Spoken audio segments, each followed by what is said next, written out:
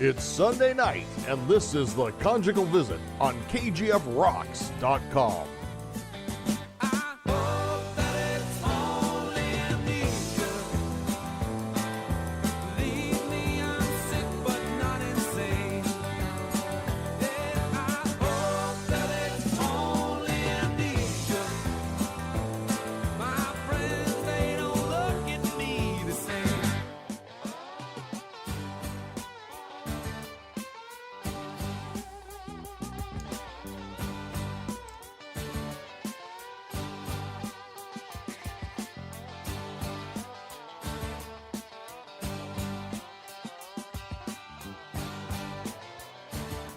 Yeah, the Conjugal Visit here on Spreaker through KGFRocks.com. Guido, MJ, Hi. how y'all doing? We can't hear you. Speak louder. You can't hear I'm me. groovy. What? What'd you say? Having You know what the coolest thing I ever saw? You remember the Fry's commercial? Can you hear me now? Yeah. Yes. Yeah. I thought when the fucking dude that did that commercial went over to Sprint, that was some cool shit. That was. I think so too. Good for him. Can you hear me now? Can you hear me now? Can you hear me now? Can you hear me now? I can hear you now. Can you hear me now? Yep. Token on a bong. Token on a joint. Doing Welcome a to doobie. PGF Rocks, where everyone just sits and smokes weed. Yep. Like we said last week, we were talking about this last week on the show. You know, we had some snafus last week, MJ. It's all because you weren't on the show. I'm last sorry. week. But that's okay. You missed a great show, but it was awesome.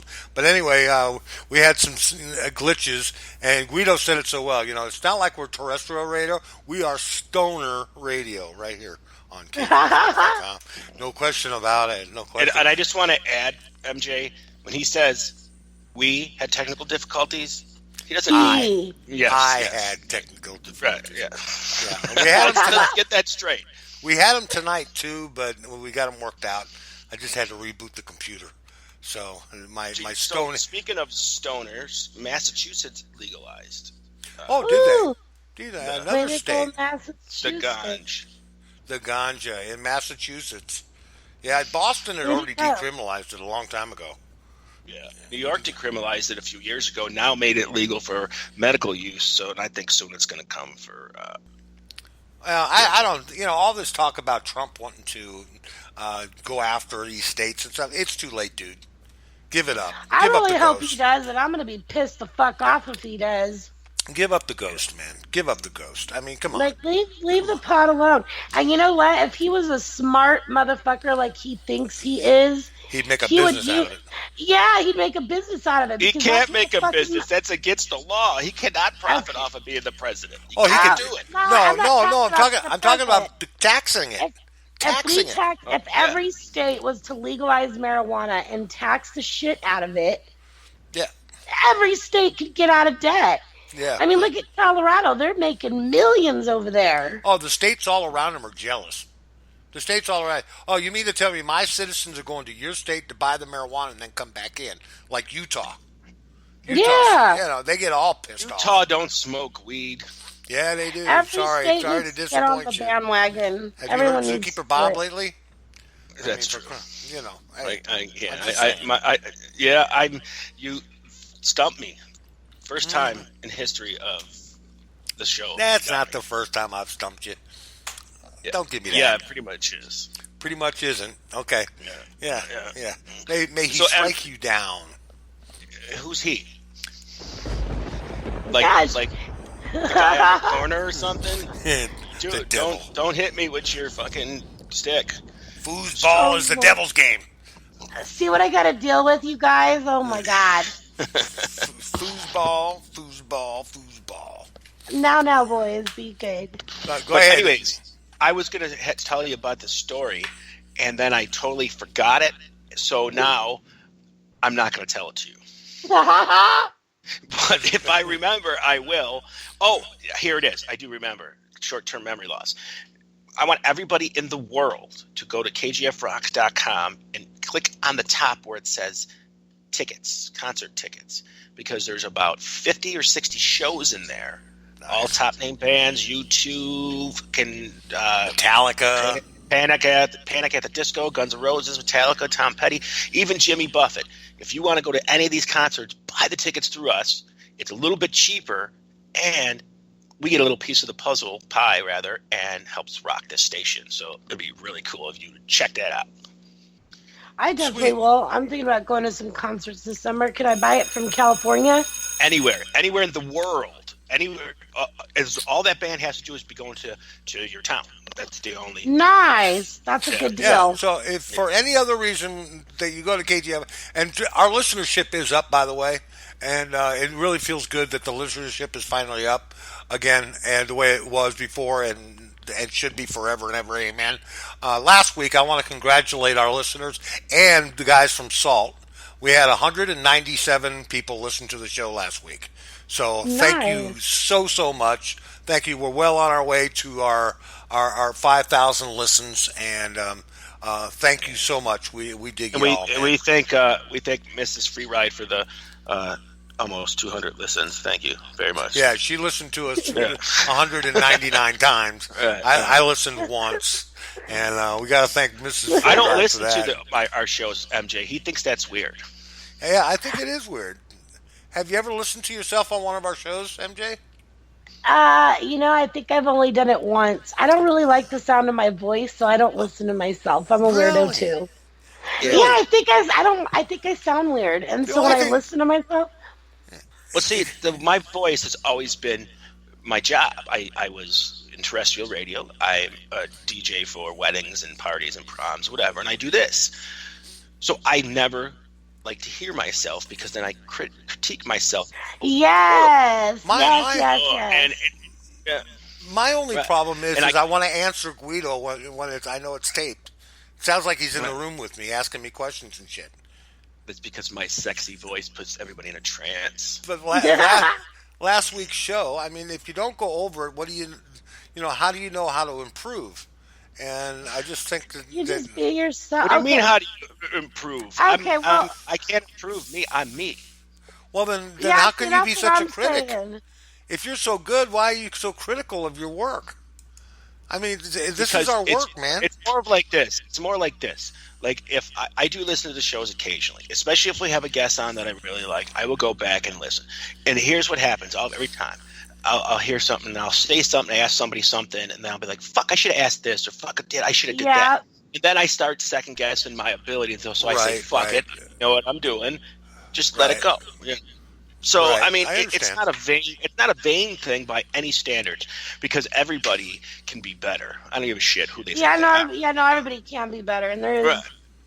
I don't know. I mean, I used to know a DJ that did that. He would always go back and listen to it so he would improve it. But I think he was also narcissistic and was very in love with the sound of his voice. Yeah, I don't want to be. It's not my sound. It's not the sound of my voice that I listen for. It's the sound. It's the questions that we ask, and I'm listening for the answer to the questions during it. And then what's really interesting is if you go just past the interview most of the time, we have our funniest moments are in the last part of the show. After the guests have said goodnight and they're gone. And so, but lately we've had our guests stay on until the end of the show. So, I mean, we don't have a whole lot of time in there to say goodnight and all that fun stuff. But see, I can't listen to my own voice either, because then usually I listen to the shows when everybody's at school or work or whatever, and I'm home alone, so I can concentrate. But my voice just turns me the fuck on, and then I want to touch myself. So and then I get nothing done. So that's sick, man. That's just sick. If you're listening in now through Spreaker, come in and comment on that. Come on into the chat and comment on that for me. I got to know that you're alive out there. Don't be scared. Don't be bashful. Give us some shit, okay? We really want you to fuck with us, okay? So say something. Say hello, anything. Just to let me know you're alive out there. So if you're easily offended, though, don't call. Don't call, yeah. Because we're going to tell you a new asshole. No question about that. And coming soon. Remember the old days when you went to the movie theaters and they was called Smell-O-Vision, and you could smell You, Mary Jane, you might not remember this because you're young, Smell-o-vision. and me too. I just, Smell-o-vision, like you'd watch the movie and they'd show like roses on the screen or something, and then the scent of rose would come through the theater. Really? And you could smell it. Yeah. So we're gonna have that next week. You can call in and smell Free Ride's breath, and his halitosis is extra juicy this week. So, Okay. Should we be talking music here, people? We Why should would be we talking talk music. music? You got anything new? You got anything new? What about these moonshiner fucking? What's the name of these guys? Moonshine. Yeah, my Moonshine Bandits. They just dropped an album, Baptized in Bourbon. And if you like a little bit of mix of hip hop and a little bit of country mixed together, pick up their album. They're really good, and they're really good guys, actually. Like, I know them personally, and they're really nice people. Well, then I want them on my show. And they play good music. I already hit them up. I wonder what Hank Williams would say about rap and country if he was still around. Yeah, I think he would dig it. Yeah, I think he might have dug it too, because he was a rebel guy, Hank Williams. Yeah. He was a fucking rebel. I think he would dig it. It's Southern rap, country rap. Yeah.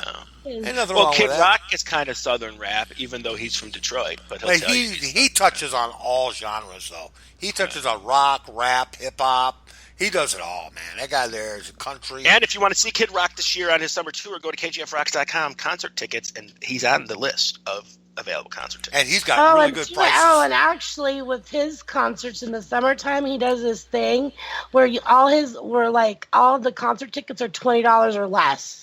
Beers are like $4. He makes it very affordable for people to go see him. And well, he said I appreciate it. He made millions of dollars. The guy's worth probably close to $100 million.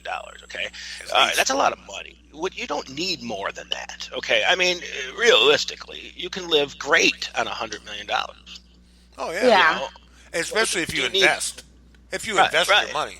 It's not what you make up front. It's how you invest it and how you. Oh sure, how you most of those celebrities. Like Bono is almost a billionaire because he buys stock. He owns a lot of stock in Facebook and whatever. And David Bowie's, a lot of his money came from acting, and other things. So yeah, definitely the more diverse the musician is, I think, with their money, the better. Then you see these people like MC Hammer who just fucking spent $10 million in like 2 years and was broke. And broke dick. Broke dick. Yeah. And just look at Gene Simmons. I mean, there's a prime example of how to do it right. I mean, that's called marketing. And right. I will market toilet paper. He's got condoms. Would you like to wipe your girly area with Gene Simmons' tongue? I mean, that would be kind of erotic, I think. Yeah. Yeah, I love the Moonshine Band. I love the Moonshine Bandits. They're a mix of country and hip hop, and I think it's really like music that makes you feel good, makes you want to dance.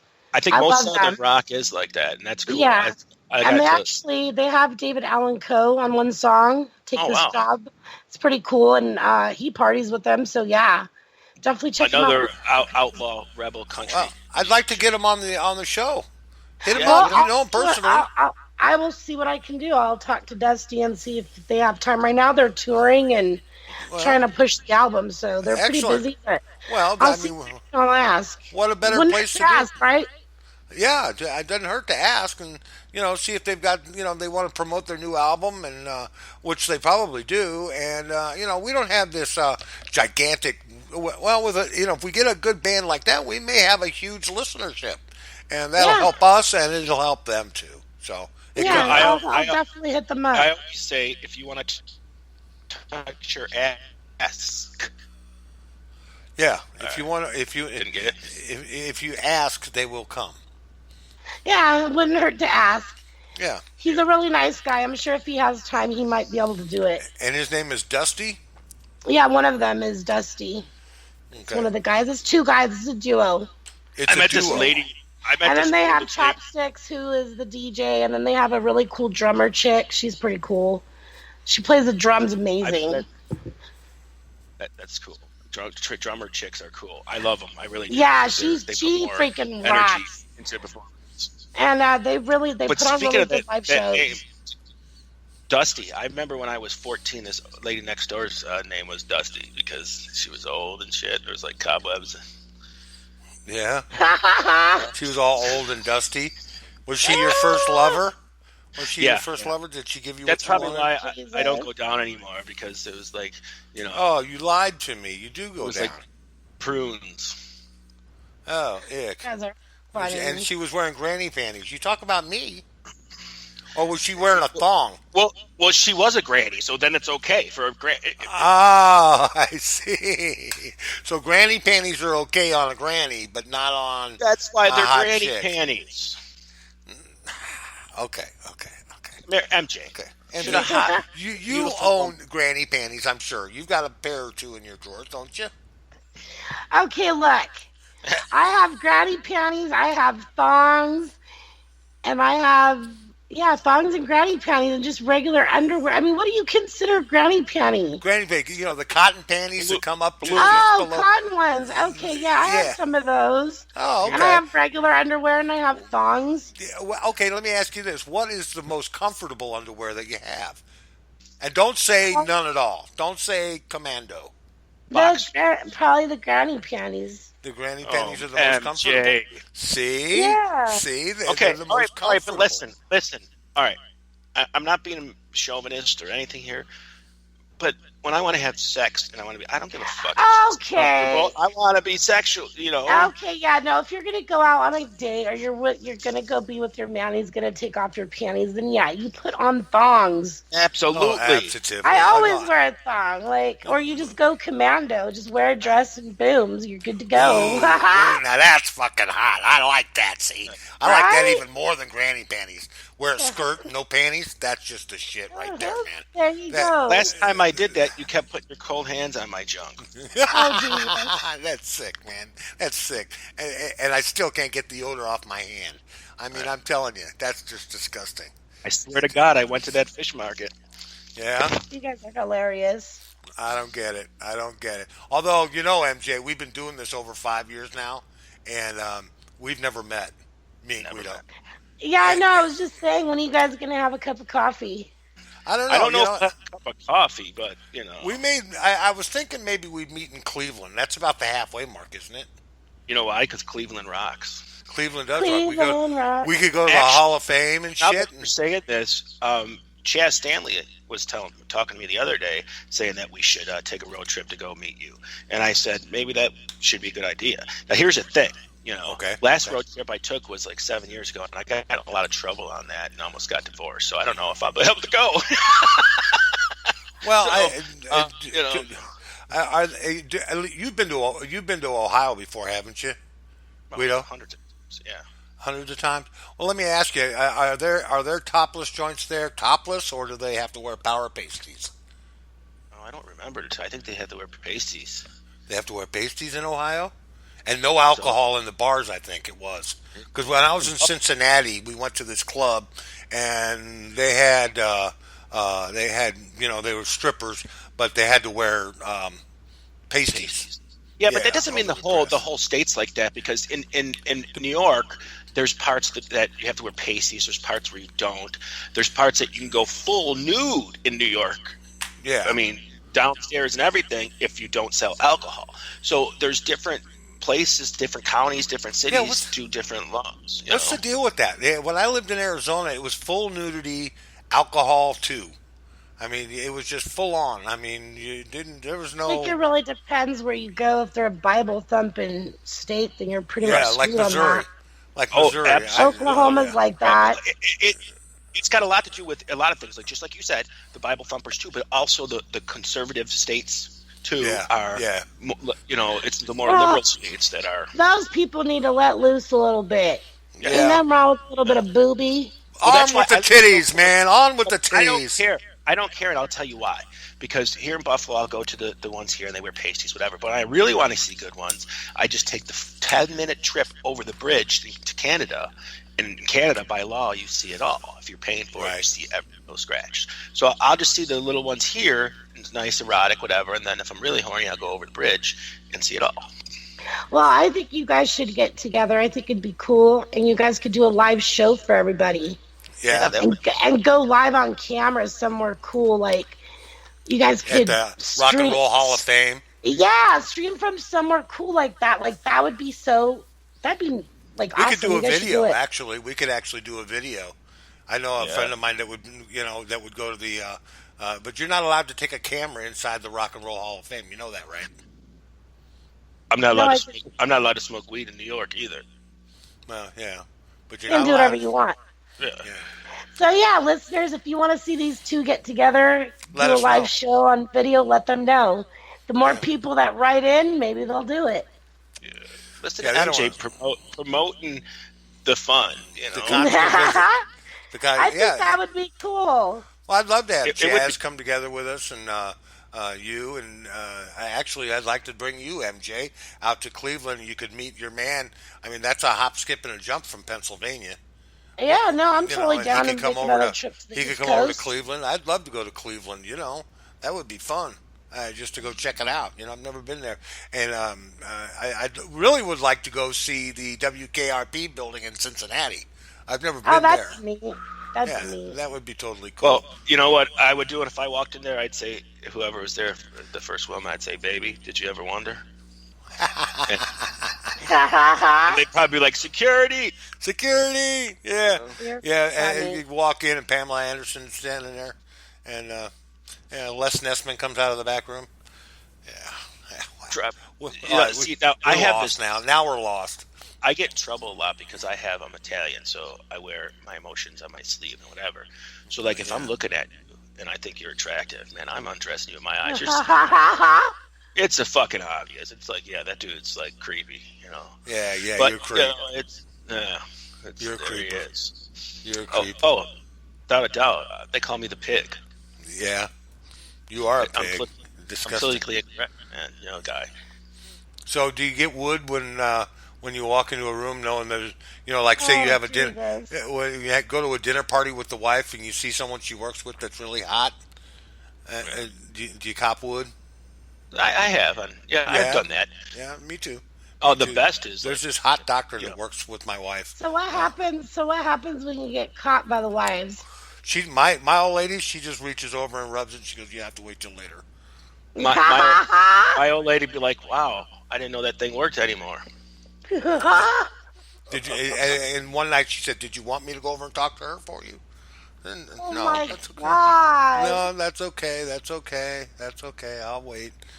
Now, what's really fun to do, and I don't know if any of you've ever done it, you go to a dinner party with your significant other, and you're way across the room, and you're talking with people, and she's over there talking with people, and you're separated, and then you break out your cell phone and you text her and say, "You want to fuck?" Now that's fun. That's just downright fun because then That she is laughs. hot. You can actually hear her laughing across the other side of the room, and then she showed one of her friends what I sent her in a text, and Yeah, they all I do that laughed. too. That happens with me and my wife too. I'll do that talking to girls. She's talking to guys, and then I'll text her, "Want Taco Bell?" Like Gato Taco Bell. Yeah, They can't Taco Bell. Sweeto, What's that?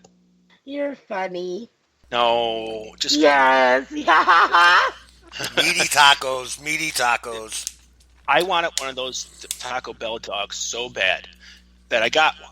Okay, and then 2 weeks later, I took that bitch back because I'm like, this motherfucker don't shut the fuck up from sun up to sundown.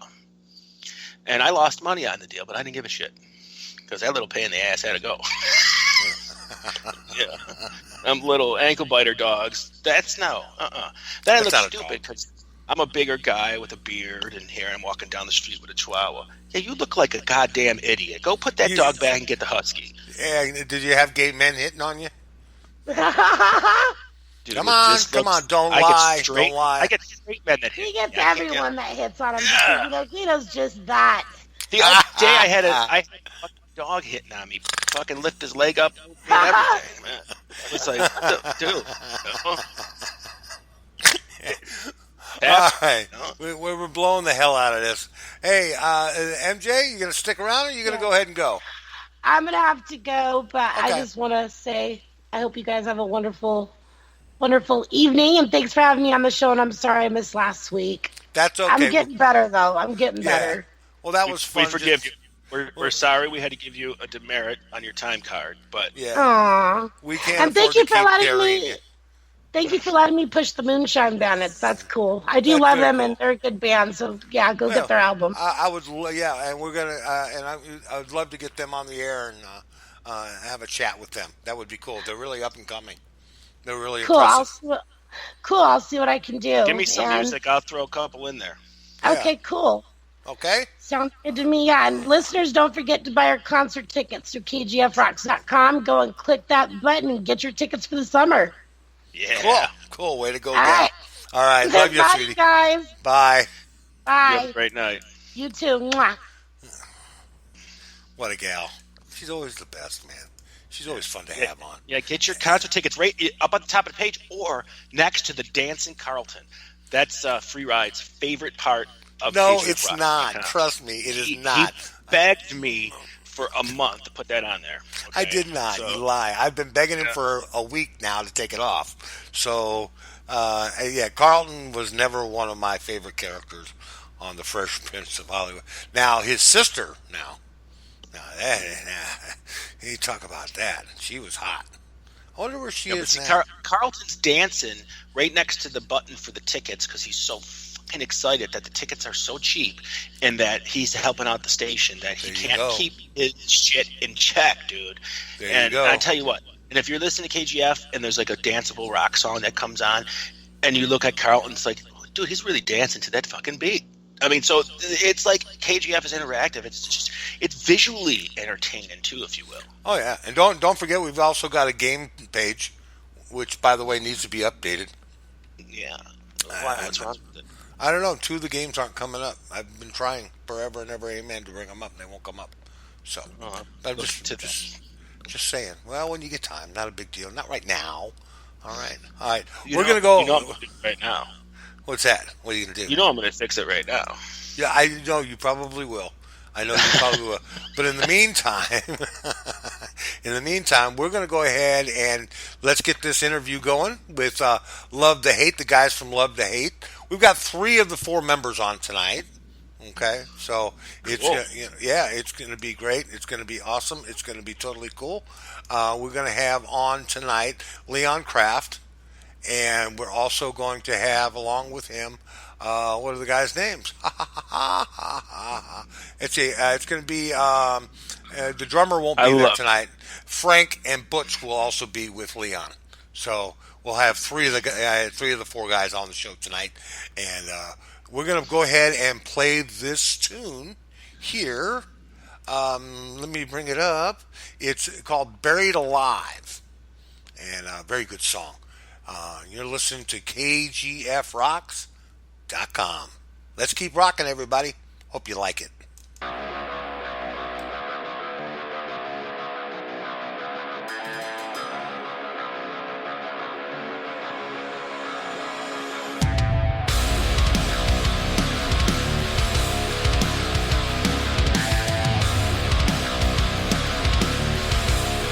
I think about the day you lost your life, knowing that it wasn't quite your time.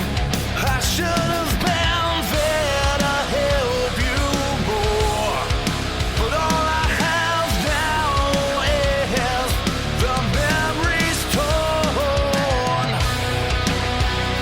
I'll burn away the past of another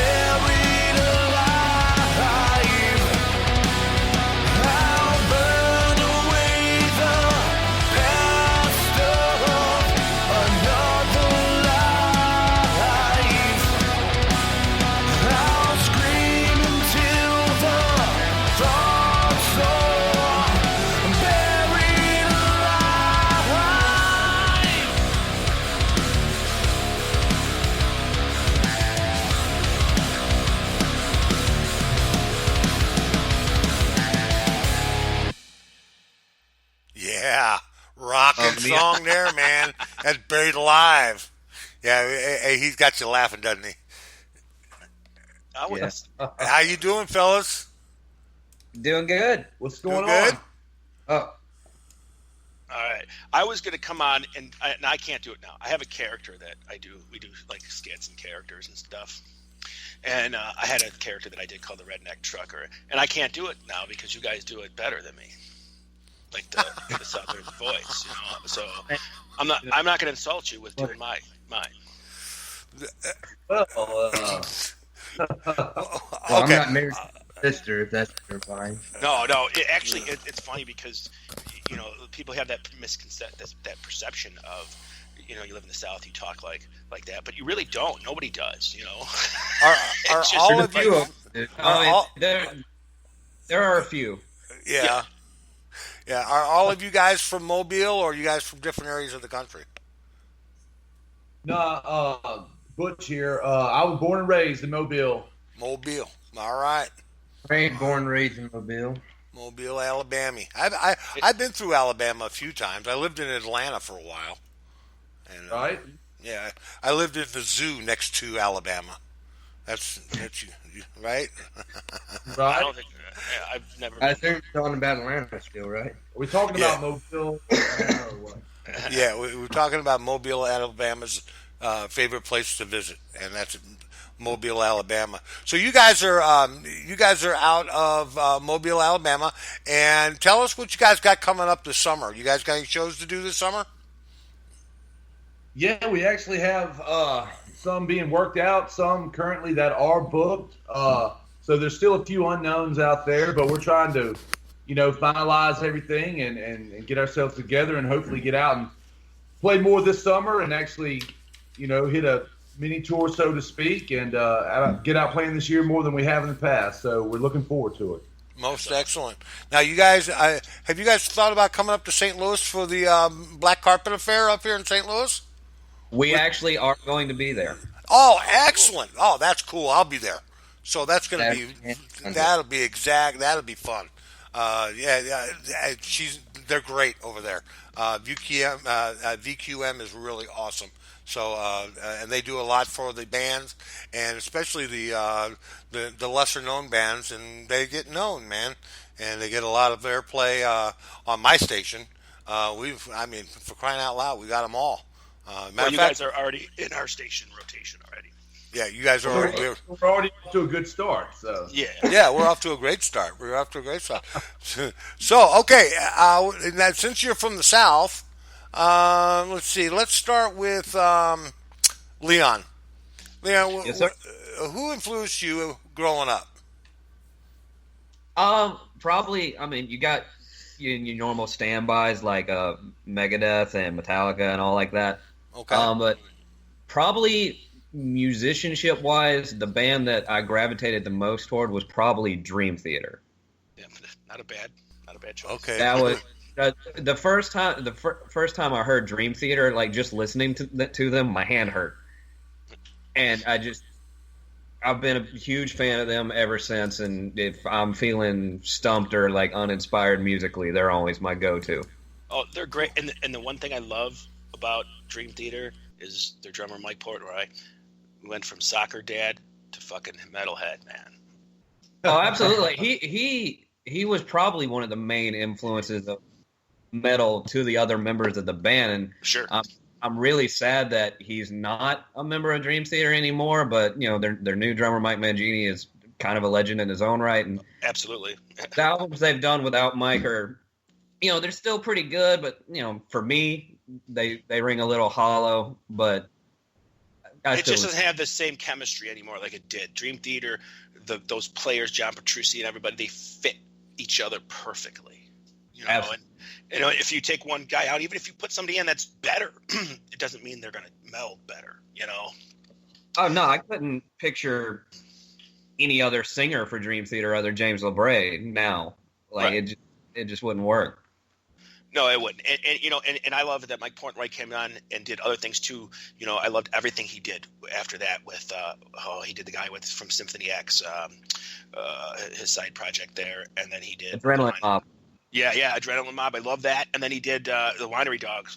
I think it's all kick ass. I think him leaving, we got more rock out of the deal. Oh, absolutely. Yeah, definitely. Good choice. I like that, man. Well, thank you. Okay, hey, Butch. All right, your turn, man. What were some of your influences growing up and when you got into music? Well, so it was a dark and stormy night on a Tuesday. No, my influence started young. I actually had older brothers. Then I would sneak into their room when they weren't there, because obviously they wouldn't allow me in when they were there. But they had older stuff like Led Zeppelin and the Doors and things like that. And you can imagine me as a little 3, 4, 5-year-old sneaking in and listening to Pink Floyd and things of that nature. So that's probably when music really grabbed me. You know what I mean? Hopefully you stayed out of their stash at that age. Well, I knew where their stash was. Well, I mean, I've heard where it was anyway. And so no, that's kind of what got me into music. And just obviously growing up and just listening to rock and different bands, there's not really any 2 or 3 that I can point to that really done it for me. Just a collection of 20 different bands that I enjoyed listening to growing up. That's awesome. Okay, Frank, your turn, man. As far as me, influence, I was lucky enough that my whole family's been involved in music my entire life. Growing up, I had a grandfather that could play just about any instrument he put in his hand.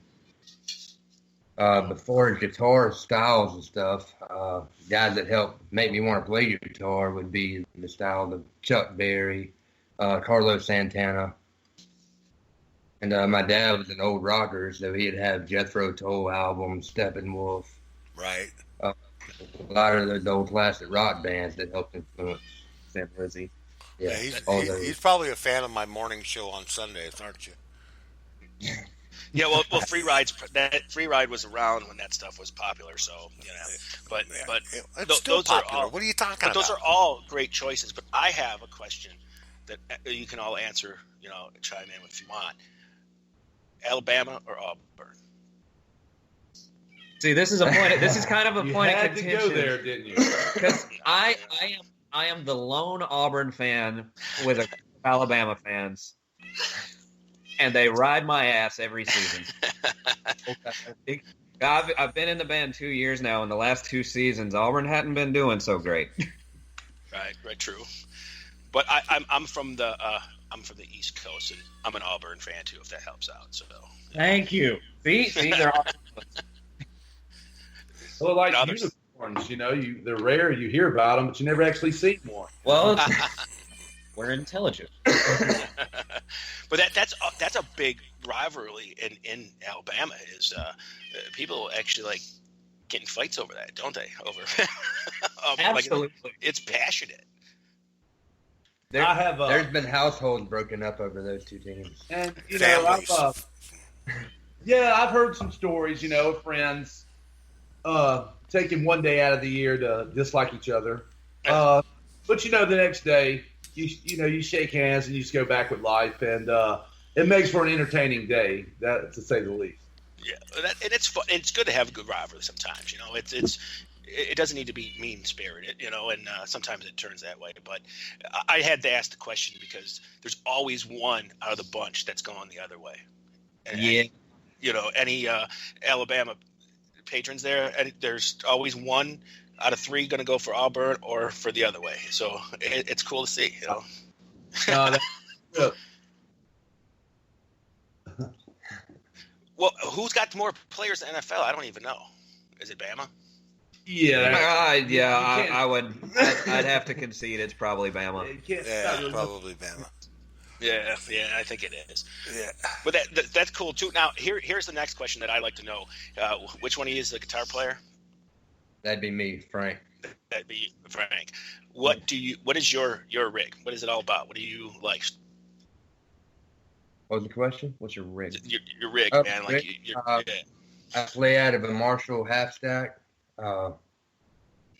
Me, I like to use a lot of more modern effects and stuff on my guitar playing.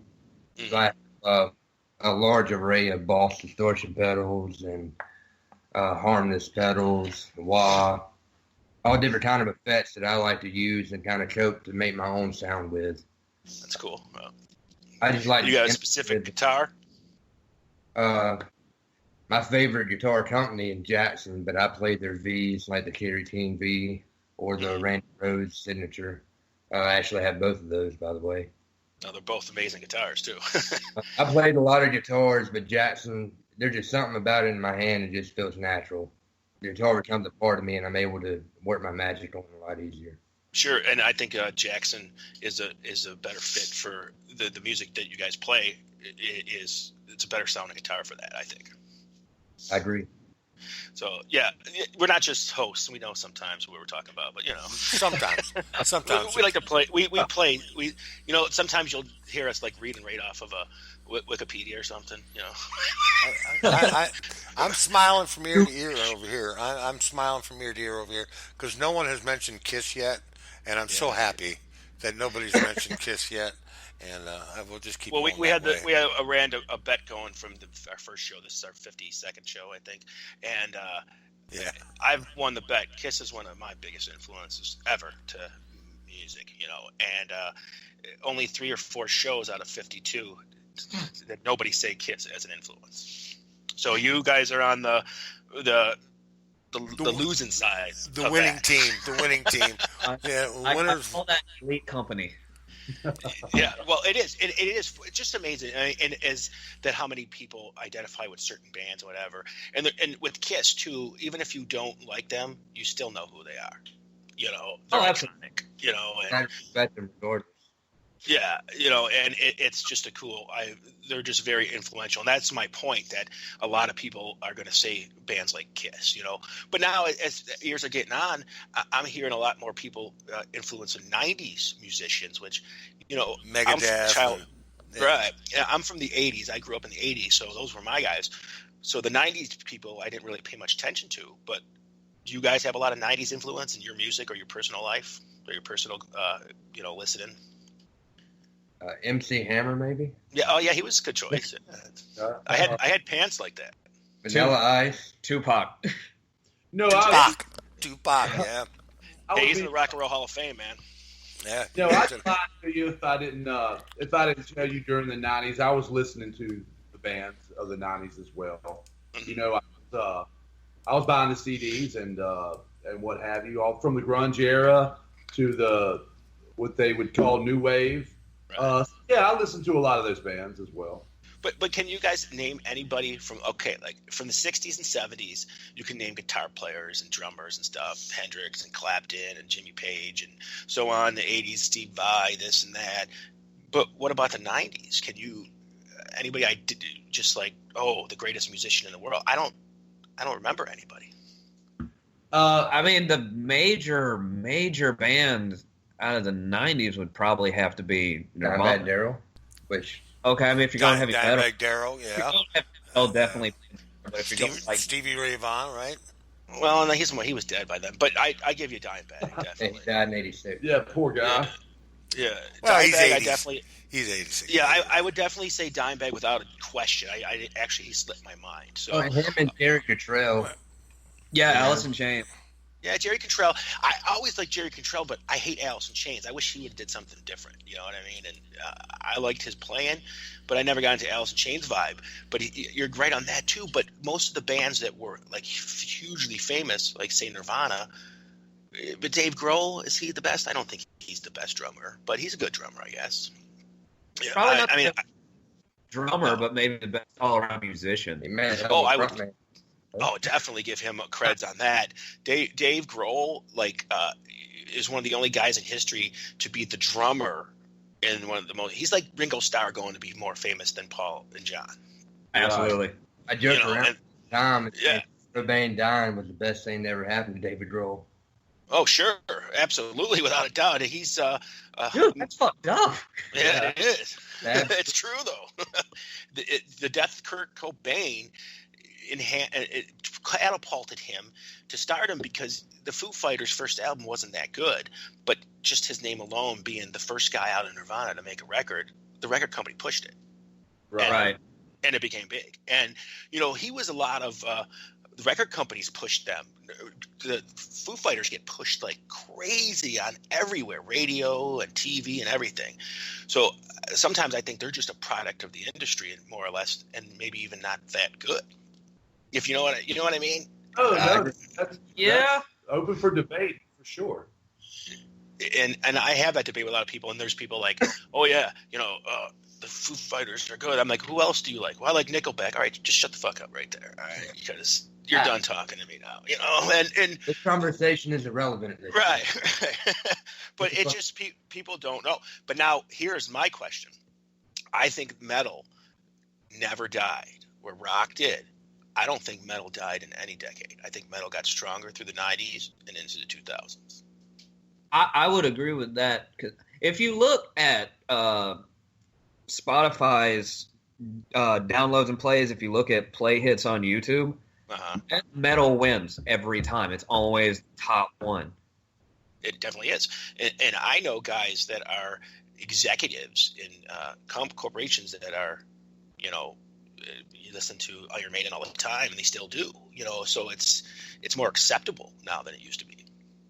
Right. I would agree with that. Yeah. You know, and it's cool. I'm glad because it should be more mainstream because it's great music. It's some people say that's not feel good music, but it is. It depends on what you take from it, you know. And that song we just played, "Buried Alive," that was a great vibe on that song, and I thought it was well produced and an overall great track. So I'm definitely gonna play that on my shows.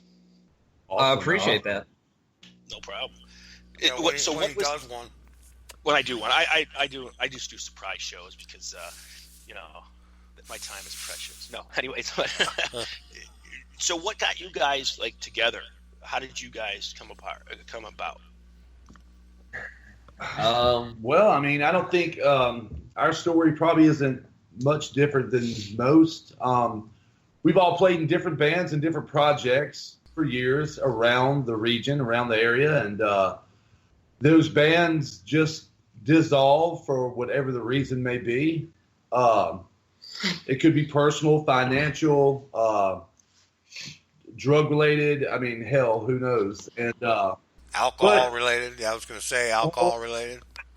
At the end of the day, I think we were all still musicians searching for other like-minded musicians. Mm-hmm. You know, and through a lot of trial and error, a lot of different bands, a lot of different guys coming and going. I'm thinking maybe we found something that's going to stick, you know? Oh, that's cool. And that's, it does happen that way a lot of times. It's never the first band you're in that is the best one. It's always, better as you get older, I think, honestly. And the name, how did you guys do that? Love the Hate. What's that all about? There's no secret Illuminati meaning behind it or anything. We were trying to get it launched. We're trying to get the whole project started and going, and we kicked a bunch of names around. Some similar to Love to Hate, some completely different than Love to Hate. And through trial of deduction, and the long list becomes a short list. The short list becomes 2 or 3, and then we kind of decided, Right. Well, There's a lot of love and hate on the internet. I mean, you hear that phrase a lot. Right. On the internet now, love the hate, and hate hates love, and all that crap that's going on today. But I don't think that, like you said before, it's no connection to the Illuminati or anything like that. It just sounds like it's a great name for a band. And this EP that you've got out, that you got coming out, well, it's already out, right? The EP is out? Okay, how long has it been out? We released it in January or February. January, okay. Yeah, it's been out about a year. Oh, okay, so it's been about a year. Yeah. Okay. Yeah. I'm kind of disappointed I didn't have it sooner because it's really good shit. It Really is good stuff. Yeah, it is. Oh, We're in and the I process did. right now of writing a new album. We're just now finishing it up and going to try to hit the studio. So we'll have a brand new full album coming out this year in 2017. Oh, cool. That's excellent. Very cool. And we will definitely push that for you and play those Basically, tracks too. copy.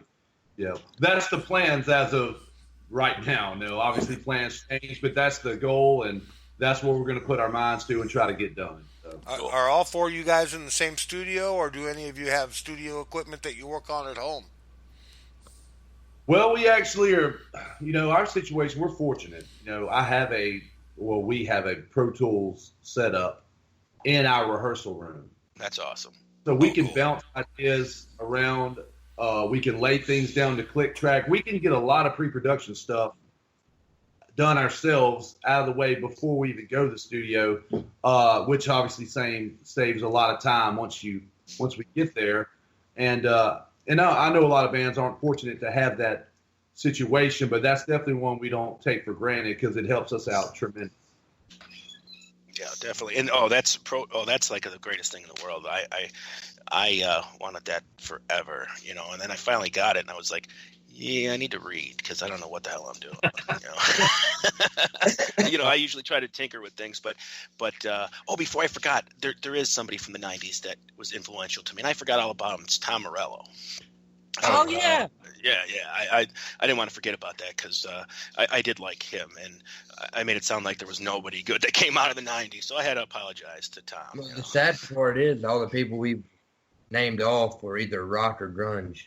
Correct. Absolutely. Yeah. And I didn't really like Rage because I didn't like the political aspect of it, but I loved. I mean, I didn't like their message, but I loved their music, and it was a great, like almost metal funk vibe, and it was cool to me. But I disliked them because of the trying to pump the message to you. You know what I mean? And do you guys do that? Is there a political place for you, or is it just about rocking? Well, I mean, we do write about events, that affect our lives. Sure. Whether social or what have you. Just take it for instance, addict. We've all experienced that. We all have that friend or family member that is battling substance abuse, and how it turns around and affects our lives as well. Yeah, that's when it sucks. Yeah, and then from Buried Alive and Bleed the Weak and Open the Scars, they all have meaning to us. I mean, we don't just write just to write rocket songs. We do try to keep it real to us on that aspect. Sure.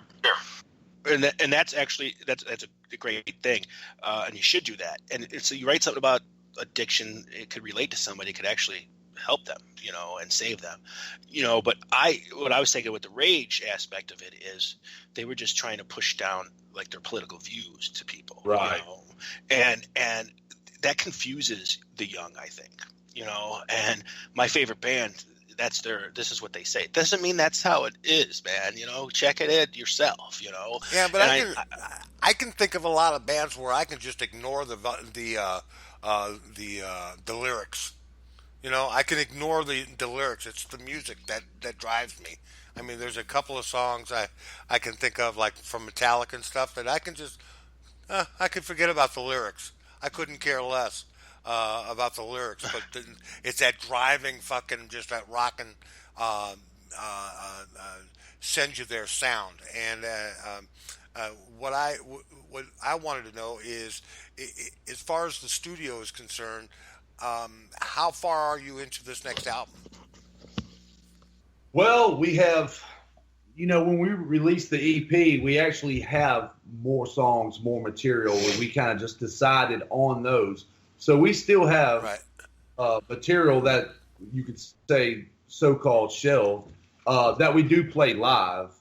But we haven't recorded yet, unless we've recorded it ourselves through our Pro Tool setup, and which obviously no one's ever heard it but us, And so we have the material ready to go. It's just, like anything else, just booking this, getting all of this finalized, getting that finalized. So I don't think we're going to be. I don't think materials holding up is going to hold up the process. Oh, that's cool. And let me ask you this: when you're doing a live show, what's your favorite cover song to do?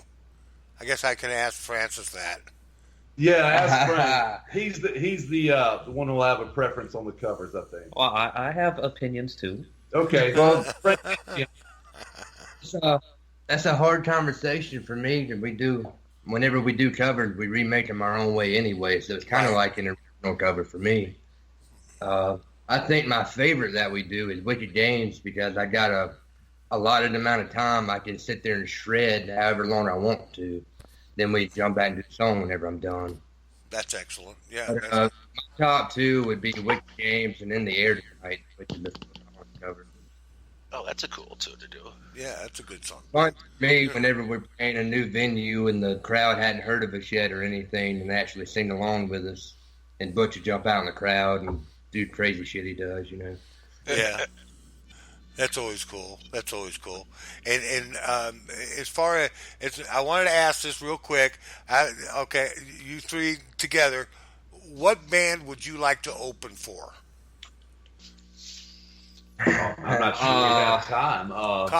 Come on. Just give me one. Just give me, one band that you'd like to open for. They don't even have to be alive anymore. No, they could be dead. Oh, That's wow. interesting. I just blew your mind. Yeah. Well, I asked the tough question. Provocative right here on Conjugal Visit. Okay, conjugal visit. I'm gonna say Elvis Presley. Oh my God, Elvis you're my Bill. hero. Oh, Elvis. What about Elvis that would prompt you to open for him? Of course, he'd never have an opening. I mean, the king of rock and roll, man. He would I'd never open have anybody open anything for Elvis. I have Elvis on my arm. Elvis. I would open Elvis's door. Let's put that. I would cut his toenails. I don't know if I'd go that far. Guido would chew on him. Yeah. I'd That's be sick. like, give me How some of about you, that love, Frank? baby. How about you, Frank? Band I would like to open for? Yeah. That's a tough one. I would have to say it would be Led Zeppelin back in their prime. I think it's been a phenomenal show to be on. And you know what'd be cool about that too is you would have a phenomenal time after the show too. We had dropping acid with Jimmy. Yeah, right. Yeah. Especially back when they were in the prime, they actually did that shit. And how about Sign me up. how about you, Leon? What do you think, man? I was Elvis. Oh, you were Elvis. I'm sorry, Butch. How about you? I'll just keep it simple on mine because the list would be too huge. But I'll just go out on a limb and say Metallica. Metallica. Nothing wrong with that. I know nothing wrong with that at all. Yeah, I think everybody would love to open for Metallica. I'd love to freaking just like open their mail. Yeah. I'd like to and put a royalty check in my pocket. Yeah, 'cause they're doing really well. Their last album was really kick ass. What do you think of that last album they did? Any you guys into it, or I mean, you too busy doing I actually I own every Metallica album they've ever done. Excellent. But no, Hardwired, I would probably give it a 7 out of 10. Really? It would, it's a solid album. It's really good. But there were like 3 songs on there that were pretty low spots for me that kind of seemed weird. But Moth in the Flame, Spit Out the Bone, especially Spit Out the Bone, I would compare it to anything on Master of Puppets. That is a great song. Mm-hmm.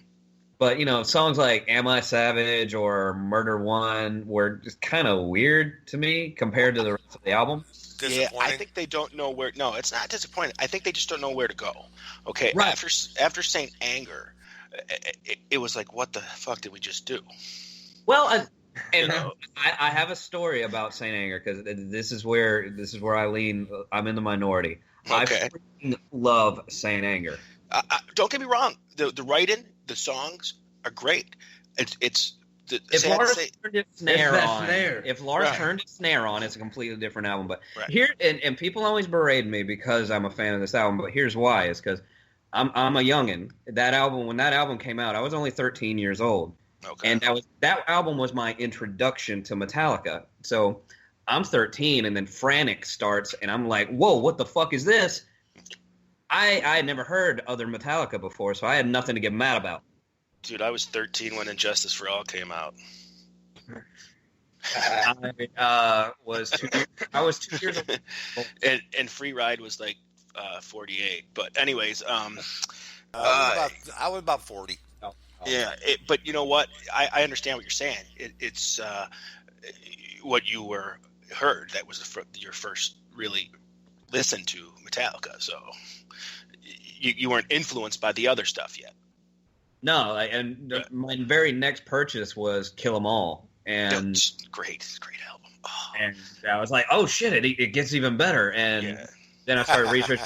And I learned about a guy named Dave Mustaine and then Big Four, and just it kind of spiraled out of control. And from there, I'm very eclectic with my music. You're talking about my era now.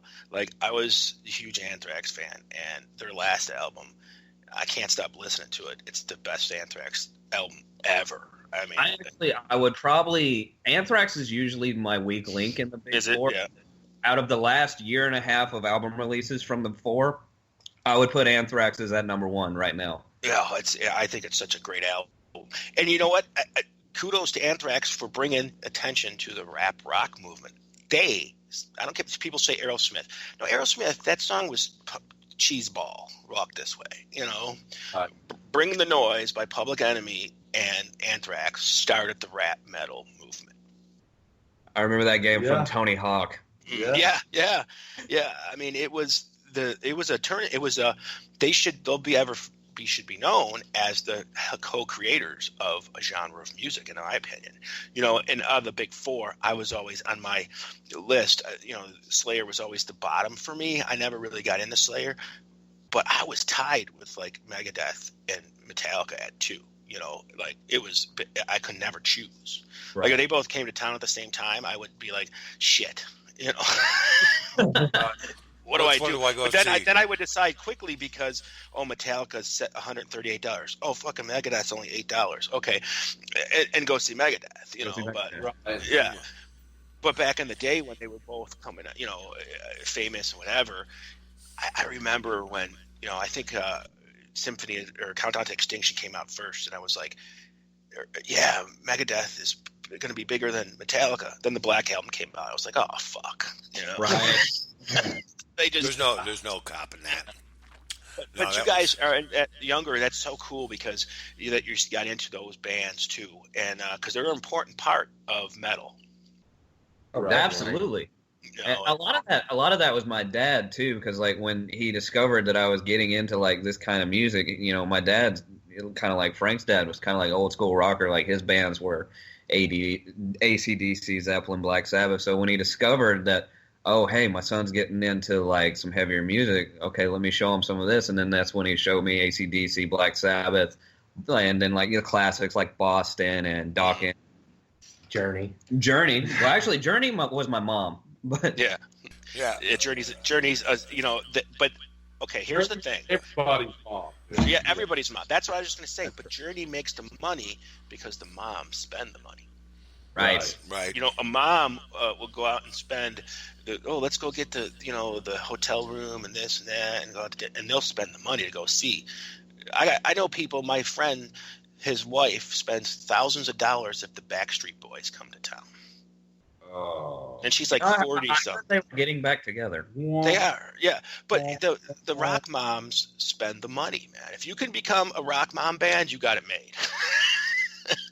Okay, so we need to go get a rock mom. You gotta get a rock mom. Yeah. Or right now. Which one you guys? So what you guys are saying is we need to start writing music towards rock moms. Yeah, don't stop believing. Yeah, don't stop believing. And Stacy's mom's got it going on, and that's a good song. Yeah, that kind of shit. Stop that. Oh, you love that song, man. I hate that song. The video is fucking awesome. The video is awesome. My mother was one of the video that she did have it going on. Yeah. She was hot. I'd like to see what was going on there. That was incredible. But you know who got to see that? That was Rod Stewart's wife at the time. Was it? Whoa. Yeah, Was that's it? Rachel Hunter. Yeah. Okay. Rachel Hunter, that's right. Yeah, fucking hot, incredible. Rod Rod Stewart. had all the hot wives. I'm telling Because you. you know why? Because he was a rocker that played mom rock, dude. I'm telling you. He Wait a appealed minute. to every soccer mom in America. He really did. He is by far the king of mom rock. Mhm. Yep.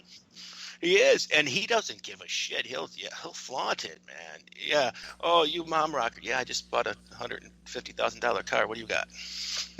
I mean, you know who else became mom rockers now is Aerosmith, man. Steven Tyler is just mom Steven rocker. Tyler, yeah. Oh, Oh, yeah. yeah. Soccer You moms know. love Steven Yeah. Tyler, that's for Yeah. sure. Especially now that It's- he's kind of gone country. He He's did got kinda all the go country girls who grew up listening to Merle Haggard and all these guys, and now they're listening to him, and he's making it young and fresh for them again, even though he is ancient. You know what I Right. mean? Yeah, it's something new and fresh. Yeah, he's keeping it young for him for sure. But they are going to go on tour. Aerosmith is going on tour for their final tour. It's going to start in Europe, I guess, and South America, and then he's going to bring it back to the U.S. And Yeah, it's gonna- called supposed- the hip replacement tour. Yeah, yeah. Could you see these guys coming out in walkers and shit? I mean, With- the Jurassic Rock is what I like to call it. Jurassic I mean, like Rock. Keith Richards is like 680 They and just say- still going. Still just say smoking, about- still using heroin. There's the guys, something wrong with the Rolling Stones. They made a deal with the devil or something. Well, because they've even been Mick past- Jagger, Yeah, I saw they're about to start a new album already. they Yeah. are. they are. They don't stop, man.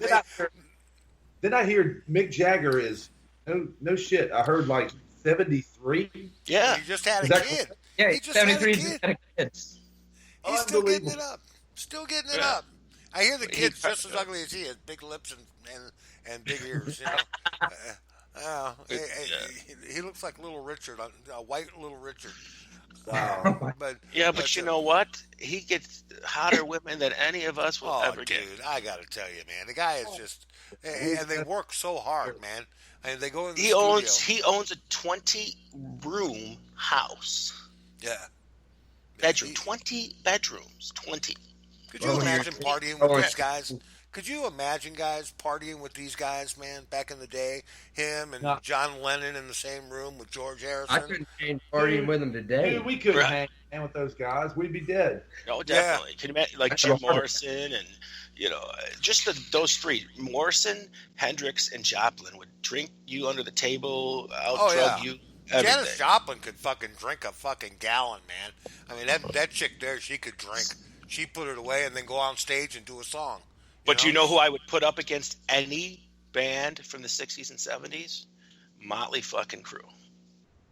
Definitely, that's a party. In the drug and party. I was going to say Lindsay Lohan, but I see where you're going with this. Anybody that just can't wait to get drunk and fucked up and shoots one arm with heroin, the other arm with absolute vodka is a fucking animal, man. That's rock and roll. That's rock and roll, right? And I think he would out party them all. But you know what? There's a big difference. Like the guys in the 60s and 70s and that, they did like psychedelic stuff and that. They're still here. Where these guys in the 80s did the coke and the heroin and all that And stuff. they're all dying. Yeah, they're not going to be here Rolling Stones time. They're not. And like the 90s, drugs kind of started to dissipate from music a little more and into the 2000s. There's still bands that do it and whatever, but it's not like it was in the 80s where it was just a big party and drug festival. Heroin's the big problem today. Heroin has made a big return into the music industry. I mean, what's his name from, for crying out loud, just passed Scott away. Weiland.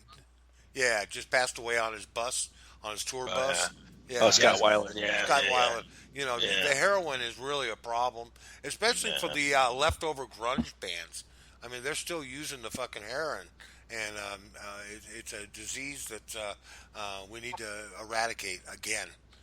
He's somebody that I actually miss because Scott Weiland, he wasn't the greatest singer in the world, but he was a great entertainer, And if you've ever seen him live, he definitely entertained you. He was, he was definitely a flamboyant frontman.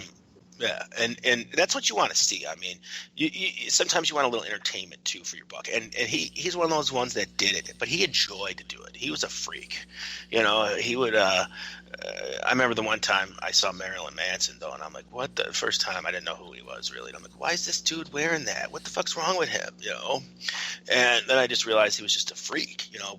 And then when you just strip that away, it's great music, you know. But that's the thing, is sometimes an image puts something on the music, you know, to where people just don't listen.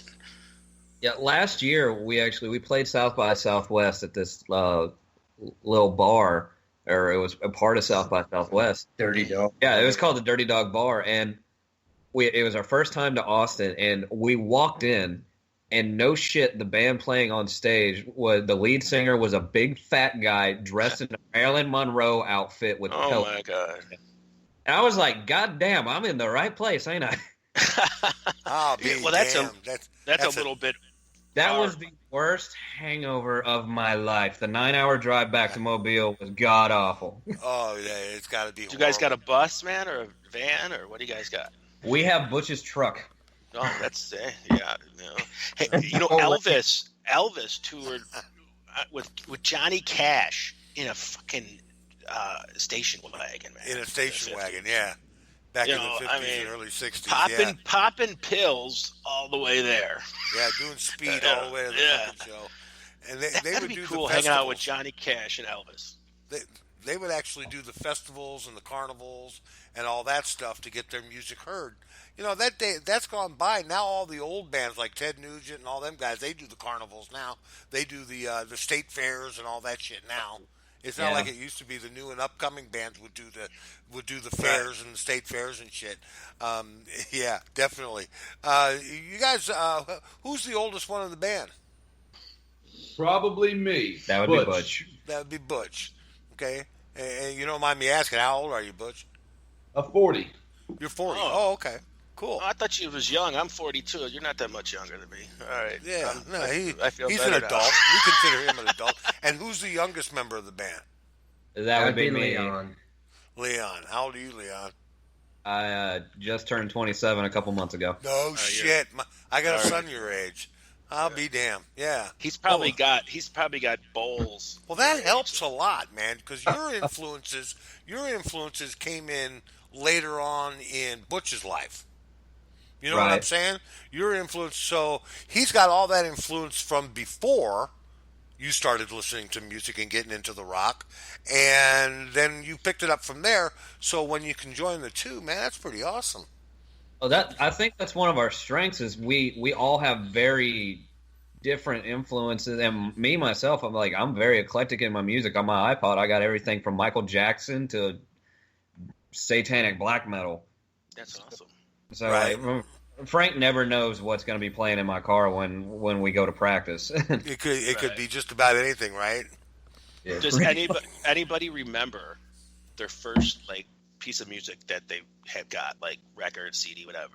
I'll tell you mine. I was like 5, and mine was Elvis Presley, and it was one of his movie albums, which wasn't his greatest music, but that was like my first record that I had and got me into music. What you guys remember your first record you ever got, or CD, MP3, whatever? Y'all are probably going to laugh when I tell you this. This is Frank, by the way. The very first piece of music that I owned was actually Warren G regulators on cassette tape in like '92. Dude, that's an awesome freaking record. Sweet. Yeah, I love that. Guitars, but I was brought up R&B, rap, all that kind of stuff. I was there right in the midst of I was born in '86, so I was there through all the early '80s hype. That was good stuff, man. Nate Dogg and shit. That was great. That was a classic song. That was actually my first piece of music I've ever owned. That's cool. First album I ever owned, that was mine. I was 10 and I had like $15 of allowance from chores. So we went to Walmart one day and I saw an album of this long-haired dude dressed in like a robe, laying on the ground, carrying a cross, and it happened to be Ozzy Osbourne, Blizzard of Oz. Awesome. Cool. That was the first album that I bought with my own money that was officially mine. That's awesome. And that's when I really said I want to be a musician, because I listened to Randy Rose's. I started out playing guitar, and I only been playing bass like within the last 4 years. Wow. And that album was when, oh shit, I want to be a musician because I want to do that. Well, that's almost the same experience I had, but I was even more like when that album came out, Blizzard of Oz, and then the next one, Diary of the Madman, was my favorite albums ever. Also, at the same time, Dio's Holy Diver came out with Vivian Campbell, and I was like, didn't know which one I should like better because they didn't like each other, you know. And I felt like I was traitor if I liked the other one more. What was your? Go ahead. Great time. Yeah, my first owned record was a 45, and it was Thomas Edison's Voice. No, actually, yes. Come in here. I need you. No, actually, it was the Beatles and Michelle. Well, that's a good one. That's a good one. And yeah. And the only thing is, though, when he got it had Ticket to Ride on the back. It had Ticket. Right. Yeah, that was the B side. See, I pick on Free Ride a lot because he's older. I am. Actually, he got to witness a lot more than any of us did. You know, with the birth of rock, and you know, I mean, he's around for the Stones and the Beatles and the Zeppelin, and you know, all of it. You know, and it's kind of cool. And the you know, we'll all be the same way too. But do bands when now, I'm dead and gone? Right, but do bands now stand up to the bands of the 60s and 70s? Do you think Disturbed and bands like that are going to be classics in 20 years? Stand the test of time? Fuck no. No, I don't think so either. I agree with you. You know, there will be a few out there, I think. I think somebody like, you know, I really like Avenged Sevenfold. I think they might, you know, have some staying power. Well, now, how can you but the question I have, though, how would you be able to label them classic rock? Okay, it's going to have to be at least out for 25, 30 years before you can rank it as classic rock. And then that's a completely separate genre by itself. Classic rock is... I don't know, because you guys can probably disagree or agree with this, but with music, 5 years is classic almost. I'm inclined to agree, because you listen to some of the songs that you hear on the radio, and especially in pop. Mm-hmm. 6 months later, you never hear that song again. Right. Okay. Where the songs that really stand the test of time are still being played on regular terrestrial radio right now. Right. Okay. Blue Cheer did an album in 1968, and Summertime Blues was on it. Okay. So that was nearly 50 years, just under 50, 49 years ago. So 50 years from now, the people in that era, 50 years from now, a couple of you might be still around. I know I'll be gone by then, but that'll be 100 years, because I'm not going to make it 100 years. Anyway, that'll be 100 years from the time that the album was released. Can you imagine what they're sitting there listening to and say, what the hell is that? Or are they going to understand that? Are we going to be able to pass that baton on to later years? Be considered oldies at that time. Yeah, but see, here's my spin on anything like that. If you don't go to the big history of what you love, music, then you're a dumbass, and you have no right to rock. You know what I mean? If you don't rely on something from the past. Right. You don't know nothing about music. How do you know anything about music then? You know what I mean? And like you guys' influences, they're all eclectic. That's great. They're from different genres and whatever. That's the way it should be. You know, nobody should be one-dimensional in anything they listen to. Just because you play metal doesn't mean you can't listen to country. Am I right? Right. You know, I mean, and that's the point, because I listen to all kinds of things. So I would always put that into my music, and I'm sure you guys do that too. You know, does Alabama life is different than, you know, New York life where I'm from. So you guys can paint a picture and sell it, and I would buy it. And that's what music's all. That's the cool part about it. Right. You know, and I don't know nothing about how you guys live out there, but now if you write a cool freaking song, like one of my favorite bands ever, and you'll laugh, whatever, is Jackal. Okay, I didn't know nothing about down south stuff until I listened to Jackal, and then I started to learn about it, and I thought it was cool. I know they're not the greatest band in the world, but they rock to me, I thought. Jackal are actually playing here in Mobile later this month. Yeah, they were just here in St. Louis. Oh man, if you've never saw them, and it's probably definitely cheap, I would check it out because It's $40 a ticket. Holy shit! What? How much?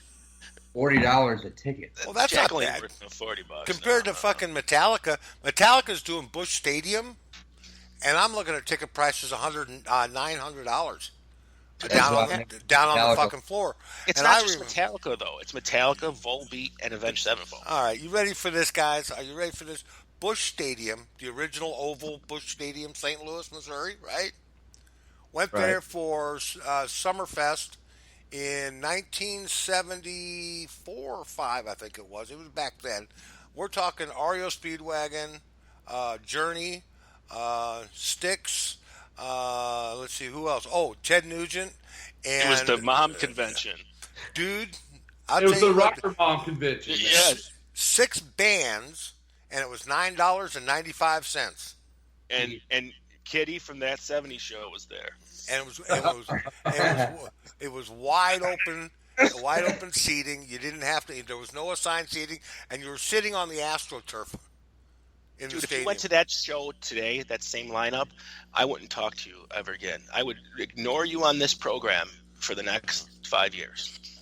It's But back then they were hot, man. But you're saying reminds me of the same conversation I've had with my older brothers, and when obviously none of those bands come into Mobile per se now, but they tell me the stories of. I remember it was Led Zeppelin and Thin Lizzy, Yeah. Molly Hatchet and Styx. It was like $13. Yeah, that's great. Oh yeah. You haven't been to a concert unless you went to see Humble Pie with Wishbone Ash. I mean, my mom and dad bought tickets for Elvis in '77. They didn't get to go because he died before it happened. died before he went on. But they were $10, and they were good seats. for Elvis Presley. $10. And then I said, "What'd you do with the ticket?" She's like, "Well, we returned them." I'm like, "What the fuck? Why would you return them? That's a ticket concert that never happened. That could be worth money." She goes, "Yeah, it was worth $20 in 1977." Yeah, good boy. Well, listen, guys, I'm gonna do Bleed the Week, and then we'll come back and continue the conversation. You guys having a good time so far? Absolutely. Yeah, man. All right, great. Let me do Bleed the Week, and we'll be right back. This is KGFRocks.com and the Conjugal Visit Show. Stay tuned. We'll be right back. I love the hate. Great show. Hang in there.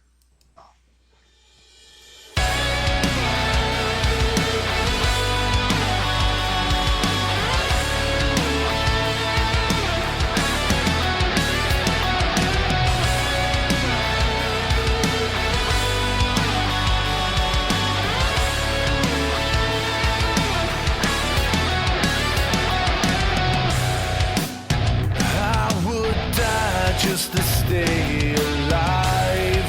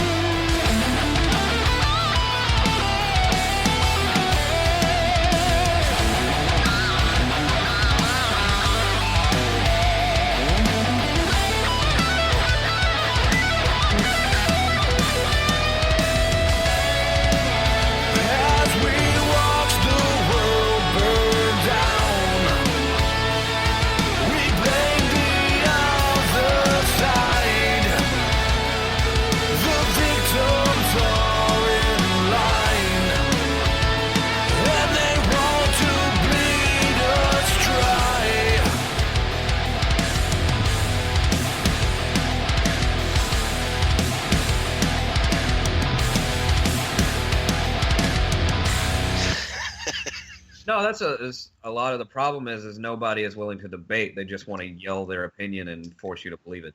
Absolutely. Yeah. I agree. Well, one day you can come on one of my shows. We're back I have on a show called KGFRocks.com. That Crazy Conspiracy Theory. We're back. Hey. And you guys are having a cool conversation. We're visiting tonight with Love the Hate. And I got a feeling, man, that has something to do with the political situation, man, and what we're in right now. And the country is really kind of split. We were talking about, during the break, we were talking about the video that went with this song, Bleed the Week. And tell the folks about that video, man. Well, and this is, I kind of wish he was here because, like, the main, like, direction of the video was actually kind of Rustin, our drummer's baby. Like, he really took charge, and it was kind of his vision. Oh, cool.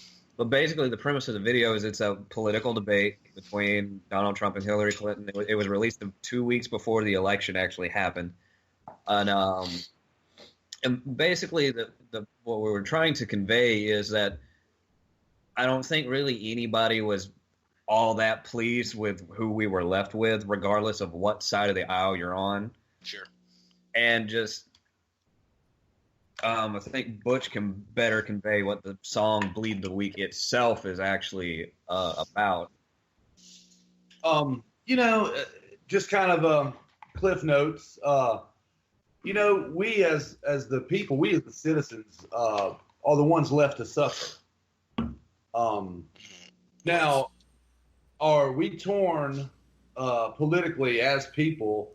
Is that because of the political system?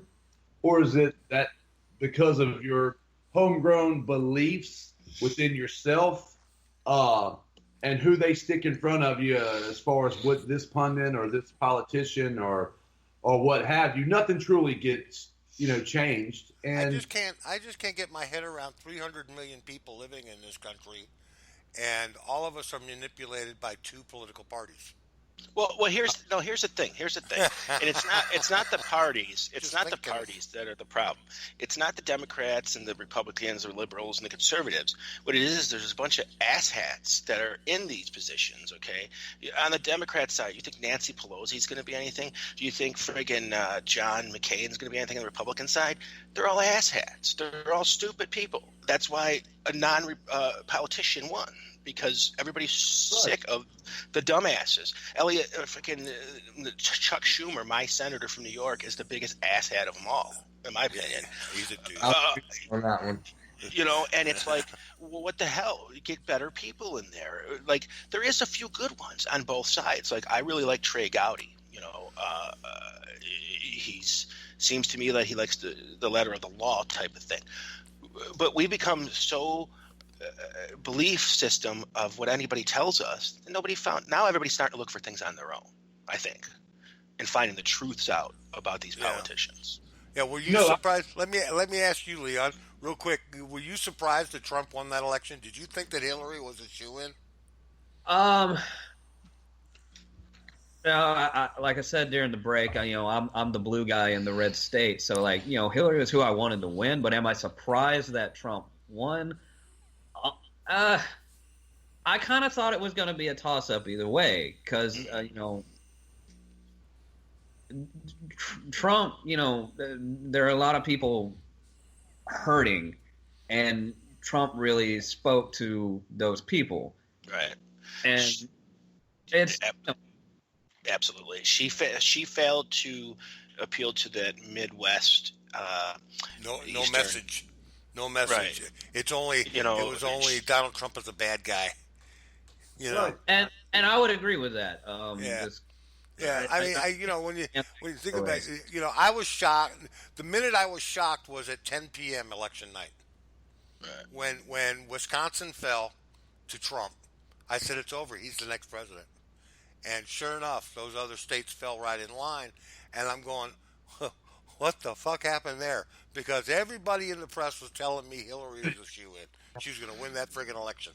And what my favorite thing of the whole election night was I watched on my computer All of them, CNN, C-SPAN, all of them, and Fox reported it right away. The rest of the ones were like, "Oh, we're waiting for more reports to come in," and it was like they waited forever to announce it.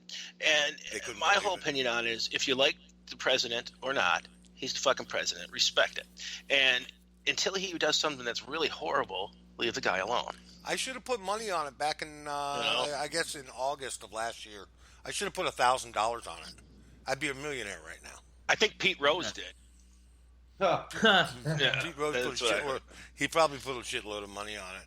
So, but you know what? Here, that's the thing about America. Just a side note is, it doesn't matter who you like; it's still America. Go somewhere else where you don't have that choice, and see if you like it or not. You know, at least we have at least a two-party system. Some don't have any party systems. This is what you get. Shut the fuck up. You know. And I'm glad we don't have that. So God bless America. Amen. Amen. I would say go Auburn or Alabama, but I won't do that. I'll say go Auburn. Do you guys have a website? Besides Facebook? Getting worked on currently. Currently. Oh, okay. Right now we do all our social media transactions through Facebook, Twitter, that sort of thing. And the folks listening, you guys got over almost 4,500 likes on your page. Congratulations, that's awesome on the Facebook page. And they can get your music at Reverb Nation. Our music is on all digital outlets. We're on iTunes, Google Play, Rhapsody, Spotify. Obviously Reverb Nation. So all digital outlets. The EP is for sale. That's awesome that you're on Spotify, because there's not a day that goes by that I don't listen to Spotify. Let me tell you, I do road shows and gigs and whatever, and I do Spotify premium, and it's amazing that I can have the background music or whatever I want. You know, and I think Spotify. People say Spotify is hurting the music industry. Do you think so, or do you think it gets your music out to the masses better? I don't know. I think it can be 50-50 because, you know, guys up and coming like us, you know, it gets your music out. But then when you read reports that, like, Pharrell Williams' song Happy had been played like 40 million times and he only made like a peanut for it. Right. So it's kind of a double-edged sword. Yeah. And that's how that happened, huh? You know, I find it really funny that Spotify Prince, no, you're not putting my music on Spotify. And then he dies and it's all on Spotify now. Yeah. So, yeah, that tells you a lot. I think Tool still won't let iTunes have their music. Yeah, there's a lot of them that the Beatles took forever for iTunes permission, you know, and arguably the Beatles could made you a lot of money. Just Spotify too just got the Beatles not so long ago.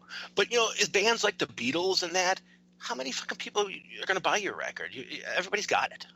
Right. That's true. Well, the Beatles music was locked up until Michael Jackson died. He owned all the rights to it. Right.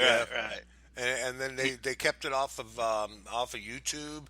I mean, because all you could get for the longest time was the covers of their songs. You could never get the actual song from the original album on YouTube. Unless you had the vinyl. Yeah, and who does that now too is Garth Brooks does that too. Yeah, he blocks all of his shit on there.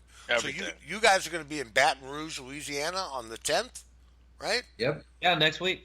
Next week, and you're with Kane's Resurrection. Kane Resurrection, correct? Kane's Resurrection and First Fracture just got added to the bill too. Oh, excellent.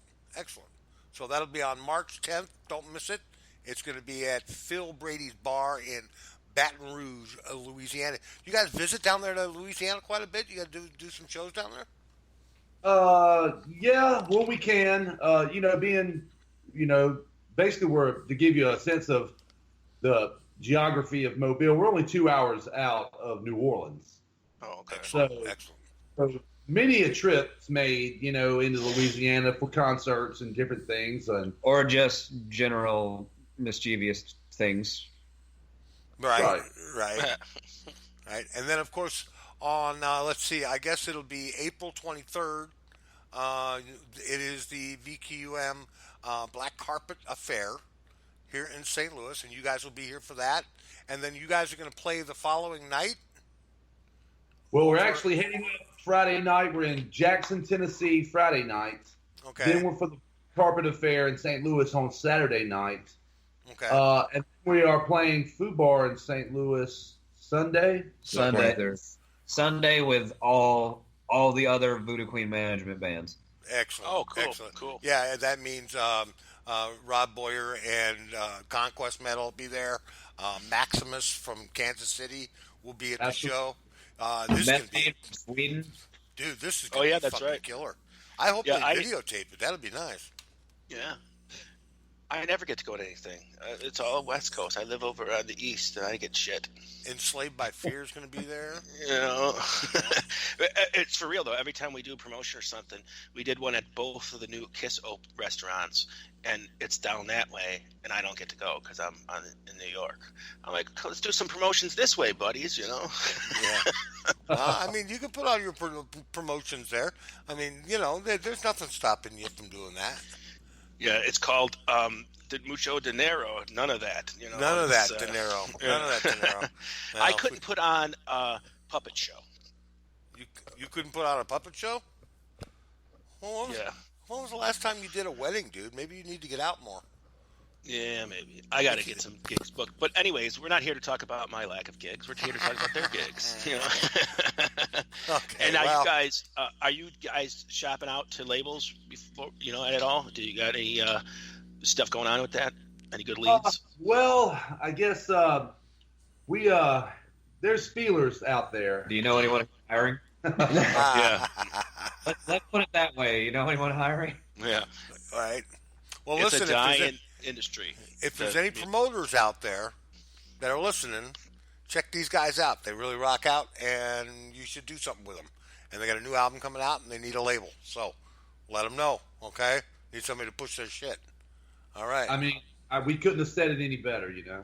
Yeah, I mean, you know, show them some love and bring them in. But hey, listen, it's been great talking with you guys, and look forward to talking to you some more and seeing you at the Black Carpet event here in St. Louis.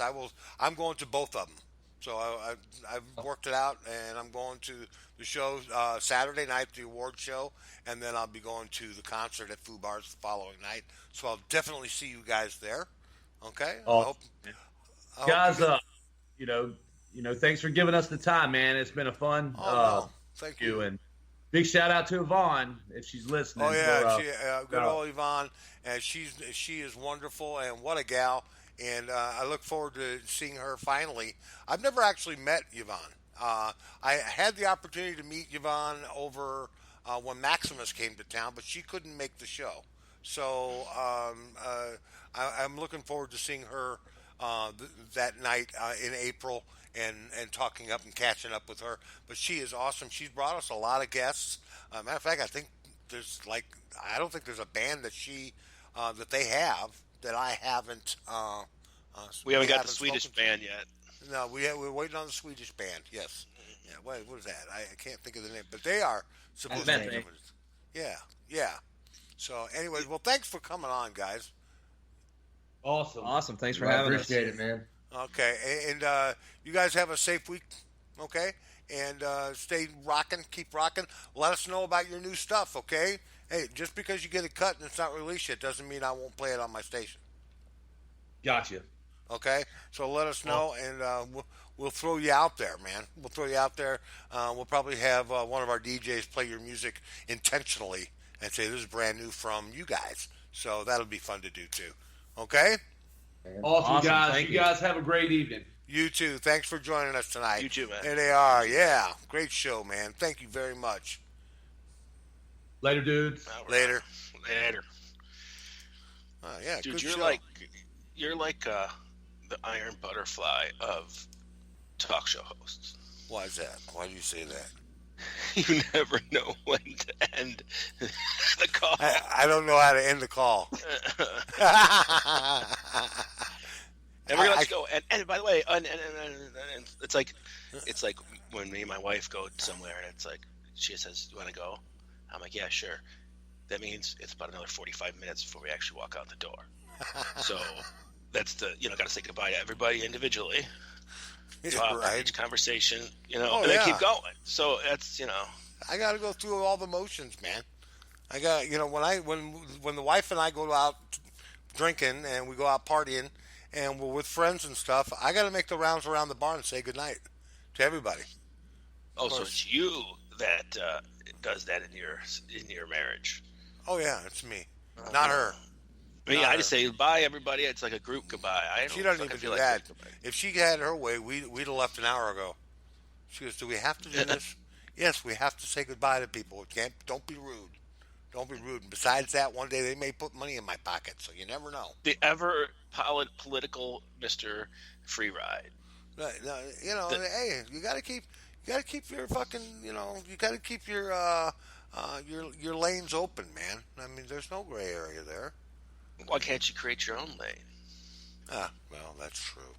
You That's know, true. shit. I mean, I leave somewhere. I don't feel like I need to say goodbye to everybody. Not everybody Right. says goodbye to me Well, no, because people don't like me. because people, well, that might be because you're a horse's ass, but that's I'm a dick. you are a prick, man. I'm No, a no. douchebag. Douche nozzle. Fuck bubble. That's me. Fuck bubble. Yeah. What is it called? My kids used to call me this, or they used to call each other this, a AIDS infested cum bubble. That was, AIDS infested combo. That's I'm a disgusting. ball Yeah. juggling gutter slut.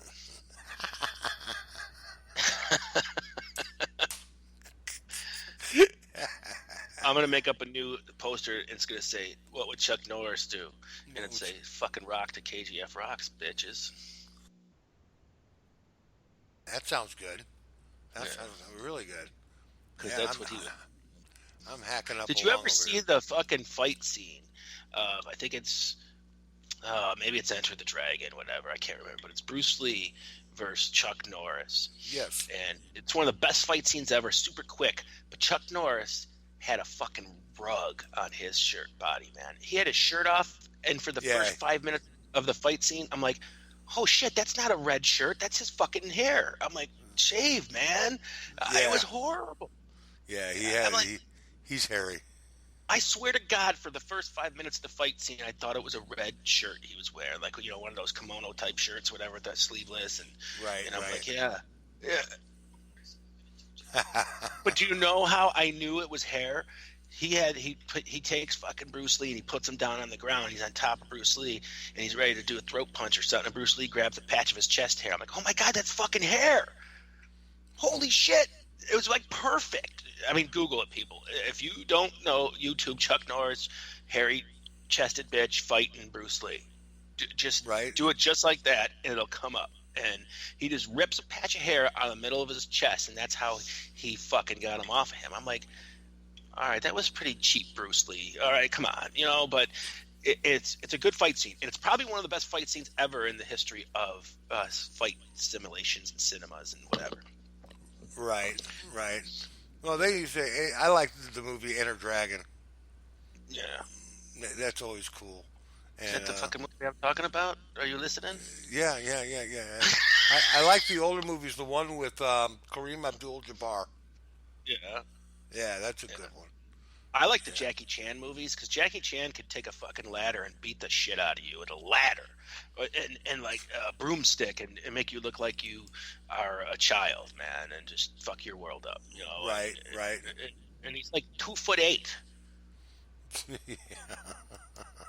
and he will kick your ass, dude. He will kick But your even ass. he said, he asked him in an interview if he could beat Bruce Lee in a fight. He said, "Oh no," and they're like, "Why?" He goes, "Because Bruce Lee's hands are too fast. Nobody can see them move, and he just kick your ass." Right. Oh, so it's pretty cool that even now Bruce Lee's dead, he ain't gonna, lie and say he could beat Bruce Lee.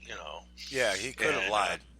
Right, and but he gave him, paid homage to him, said his hands are too fast. You don't even see him move. He'll hit you before you even knew he did it. And that's kind of dangerous, though, man. Like that dude could kill people with his bare hands. Oh, dude, without a doubt. But you know who I think he has. I love right now is Fat Steven Seagal. Fat Steven Seagal is the dude. I bet you he couldn't fucking kick a paper bag right now. Hey, I'm Steven Seagal. Oh shit, I ripped my pants. I'm telling you. If Fat Steven Seagal wants to come on the air, please do. Did you hang up on me or No, I didn't hang up on you. Oh, I was listening. Right. I was hanging on every word you said. Oh, all right, because you're like put me on silent shit. Yeah. Well, but really, Fat Steven Seagal. I mean, come on, dude. You were Steven Seagal. You fucking like overtook a whole goddamn ship for Christ's goddamn sakes. And look at you. You look like goddamn Meatloaf now. Right. What's you look wrong like with Meatloaf. What's the matter with you? You know, and you look at Van Damme though. He still looks like he's in shape. You know, he doesn't look like, you know, he's too bad. And even like fucking Sylvester Stallone's in good shape. You couldn't stay in shape, Seagal? Really? You fat donut eating. You fat donut eating. He was a county sheriff for a long time. He was a county sheriff, but he wasn't a real county sheriff. I forgot. He was a deputy. He was a deputy. Something. Yeah. He was. Then he got fired. Got fired because he couldn't keep up with the rest of the gang. Yeah. They would run and they would run and chase a suspect. Sucking oxygen outside. And he'd get to the end of the chase and he'd be going, he'd sound like me, you know. I'm Steven Seagal. Give me my inhaler. Freeze, mister. Yeah, he used to go on ride-alongs. He used to go on ride-alongs. And I love Steven Seagal. I'm pissed off. I thought his early movies were great. Yeah, man, fucking Above the Law and shit. The scene where he put the fucking or the pool ball in the sock or whatever and beat the fuck out of that dude. Exactly. That was some classic cinema right there, man. That's exactly right. You know, and then all of a sudden, a couple years later, he's doing environmental movies with fucking Chris Christopherson. What? Really, dude? You just dropped the ball. Yeah. You know, and then, you know, nobody would hire him. That's his problem. And then he found the Golden Corral, and it was all over with, you know. Right. Well, his movies like, what was the name of the movie on the battleship there? Under Siege. Under Siege, yeah. Did you? Yeah, that's a great movie. Yeah. Under Siege, and then after that, you know, after he did a couple movies after that, I would have liked to seen him portray Billy Jack. Well, what happened is the movie industry changed. You know, through the 80s, it was the fucking that kind of a guy. The 70s, it was the Chuck Norris. I can beat everybody's ass by myself, and Rambo just taking over the Terminator. But people were getting tired of that towards the 90s. So, like, people like that just started to die away, those action flicks like that. Action flicks became different in this way. That's when you got, like, you know, the Lethal Weapons and shit, and they were more like a buddy or a team, or it wasn't so much individuals anymore, you know? And you're paused me again. You're killing me, Smalls. No, I'm with you, buddy. I'm with you. I need to stop looking at this and start paying attention to you. Yeah, you do. I got hit up on Facebook, and I was trying to figure out what the hell to do with it next. So, they just dying to talk to me. I'm such a celebrity. You know, yeah, that's it. Yeah, yeah, that must. You're be like, well, let's go over again the new stuff on the webpage. Okay. New webpage. We're talking. We got the dancing black Carlton. Man. Carlton. Yeah, dancing Carlton. Dancing Carlton. Can't say the dancing black man, dude. What is wrong with you? That's what he is. I mean, Carlton from. What was the name of that show? Fresh Prince of Bel-Air.